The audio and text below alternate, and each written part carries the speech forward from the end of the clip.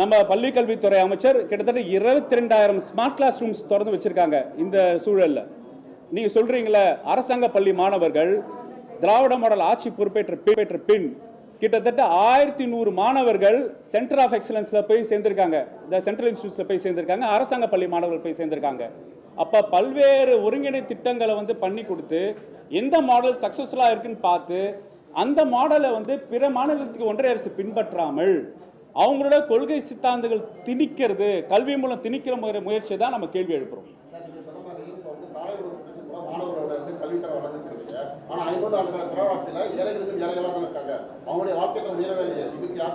இல்ல நீங்க cross enrolment ratio நீங்க அளவுபடி பேசுங்க. 1960 எத்தனை சதவீதம் பேர் கல்லூரிக்கு போனாங்க அப்படின்னு ஒரு எண்ணிக்கை பார்க்கும்போது இப்போது இருக்கிற சூழலில் பார்த்தீங்கன்னா நம்ம அமெரிக்கா நாடோட 47% தமிழ்நாட்டு மக்கள் 12ஆம் வகுப்பு முடித்தவங்க இன்னைக்கு கல்லூரியில் போய் சேர்றாங்க. இது யூஎஸ் அளவுக்கு அதிகமாக இருக்குது. அதுவும் 37% பட்டியல மாணவர்கள் 12ஆம் வகுப்புலேருந்து கல்லூரியில் போய் சேர்ந்துருக்காங்க. உங்களுக்கு சின்ன எடுத்துக்காட்டு சொல்கிறேன். நீங்கள் சொல்கிறீங்க ஏழையாக இருக்காங்கன்னு சொல்கிறது. இப்போ ஒரு சமூக வளர்ச்சி திட்டங்கள் கொடுக்கும்போது ஒரு 3-4 கோடி மக்கள் சமூக பொருளாதாரத்தை உயர்ந்தனால தான் இன்றைக்கி தனி மனுஷனாக இருக்கிற ஆண்டு வருமானம் சொல்கிறேன் பெர் கேபிட்டா இன்கம் தமிழ்நாட்டை 1,50,000 மேலே இருக்குது. இப்போ அதனால தான் தமிழ்நாடு ஒன்றிய அரசுக்கு ஒற்றை உற்பத்தியில் 9% ஜிடிபி நம்ம கான்ட்ரிபியூட் பண்ணுறோம். ஸோ அப்போ சமூக பொருளாதாரத்தில் உயர்ந்தனால தான் நம்ம தமிழ்நாடு இந்த சமூக திட்டங்களை கீழ்நிலையிலேருந்து மேல் போக்குற பார்வையில் இருந்தனால தான் இது கொடுக்க முடியுது. தவிர மேல் நோக்கிய ஒரு குறிப்பிட்ட சமூகத்தை மட்டுமே படித்து உயர்த்துக்கிற பார்வையை மாற்றி சாமானிய மக்கள் கல்வி அறிவு பெற்றதுக்கான சூழல் பெற்றனால தான் இன்னைக்கு இவ்வளோ சாதனைகள் கல்வியில் நம்ம பெற்றிருக்கோம். இந்திய அரசியல் சட்டத்தின்படி இந்தியாவின் அலுவல் மொழி ஹிந்தி தான் இருக்கு. அப்படி இருக்கும்போது இந்த இந்தியை படிக்கக்கூடாது அப்படின்றது சரியா இருக்கும்? இல்லை, நீங்கள் இந்தியா அலுவல் மொழின்னு சொல்கிறது இந்திய அரசியலமைப்பு சட்டம் ஒழுங்காக போய் படிச்சிங்கன்னா 1976 கிட்டத்தட்ட இந்த சட்டத்தை நான் உங்களுக்கு தெளிவாக படிக்கிறேன்.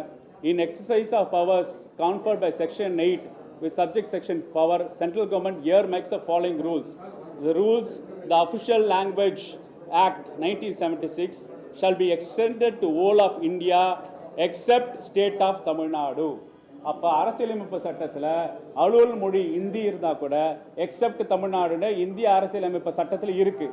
இதை நம்ம உணரணும். இதை உணராமல் அலுவல் மொழி என்பது இந்தி, நமக்கு இந்தி பேசாத மாநிலங்களுக்கு ஆங்கிலம் என்று எக்ஸப்ட் தமிழ்நாடுன்னு இந்திய ஒன்றிய அரசோட சட்டங்களே நிறைவேற்றுறதை இது விமர்சனம் பண்ணுறவங்க அரை வகைக்கடத்தனமாக படிக்கிறவங்களுக்கு தயவுசெய்து இந்திய அலுவல் மொழி சட்டத்தை படிச்சுட்டு கேள்வி கேட்கணும். இந்தி படிக்கிறது பற்றி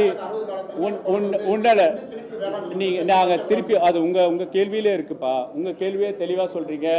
இந்தி திணிப்புக்கு தான் நாங்கள் எதிர்ப்பானவங்க, இந்தி இம்போசிஷனுக்கு தான் எதிர்ப்பானவங்க அப்படின்னு சொல்கிறீங்க. அப்போ நாங்கள் தொடர்ச்சியாக சொல்கிறோம், இந்தி திணிப்புக்கும் கட்டாய இந்தி திணிப்புக்கு தான் எதிர்ப்பானவங்க. தமிழ்நாட்டில் அதிகமாக இந்தி மொழி படிக்கிறதுக்கான வழிமுறைகள் ஏராளமாக இருக்குது. யாரும் போய் தடுக்கிறது இல்லை. நீங்கள் என்னோட வாங்க இந்தி பிரச்சார சபாக்கு போங்க.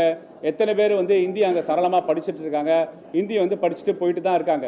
ஸோ இந்தி மொழிக்கோ இந்தி மொழி படிக்கிறதுக்கு விருப்பப்பட்டவங்க, இந்தி மொழியை படிக்கணும்னு ஆசைப்பட்டவங்களுக்கு இந்தி பிரச்சார சில பண வாய்ப்புகளும் இல்லை. இலவசமான இந்தி கற்கிற கல்விக்கு அவ்வளோ ஃபண்டிங் வாங்கி இலவசமாக தான் இந்தி கற்றுக் கொடுத்துட்ருக்காங்க. ஸோ இந்தி படிக்கிறதுக்கு விருப்பப்பட்டவங்க தமிழ்நாட்டில் தாராளமாக இந்தி படிக்கலாம். என்னன்னா அரசாங்க கொள்கையாக நீங்கள் இந்தி திணிப்பு வரும்போது தான் நம்ம எதிர்க்கிறோம். சரி, இப்போ வாங்க செயற்கை நுண்ணறிவு காலங்களில் மொழி இப்போ பிரச்சனையே கிடையாது. நீங்கள் மொழி அந்த மொழி வேணால் படிக்கலான்றது உலக குளோபல் லாங்குவேஜாக இருக்குது. உலகமயமாக கொள்கை வந்ததுக்கப்புறம் China language, French language, Japanese லாங்குவேஜ்னு பன்முக தன்மையில் மொழி படிக்கிறதுக்கான வாய்ப்புகள் ஏராளமாக வாய்ப்பு போச்சு. இப்போ செயற்கை நுண்ணறிவு வந்ததுக்கப்புறம் ஒரு மொழி இன்னொரு மொழிக்கான பேரியர்ஸை ஈஸியாக சுலபமாக தாண்டுறோம். அப்போ நீங்கள் கட்டாயம் உங்களுக்கு இந்தி கற்றுக் கொடுக்கணும், இந்தி திணிச்சா வளர்ச்சி அடையும் என்ற எடுத்துக்காட்டுக்கு இந்தி பேசிக்கிற மாநிலங்களோட சமூக பொருளாதாரத்தை நீங்கள் பாருங்கள், இந்தி பேசாத மாநிலங்களோட சமூக பொருளாதார தளத்தை பாருங்கள். ஹியூமன் டெவலப்மெண்ட் இண்டெக்ஸ் மனித வளர்ச்சி குறியீடில் முதல் நிற்கிறது மலையாளம் பேச கேரளாவாக இருக்கட்டும், பஞ்சாபி பேசுகிற பஞ்சாபாக இருக்கட்டும், தமிழ்நாடு பெருமாநிலங்கள் பார்த்தீங்கன்னா தமிழ்நாடு முதல் ரேங்கில் இருக்குது.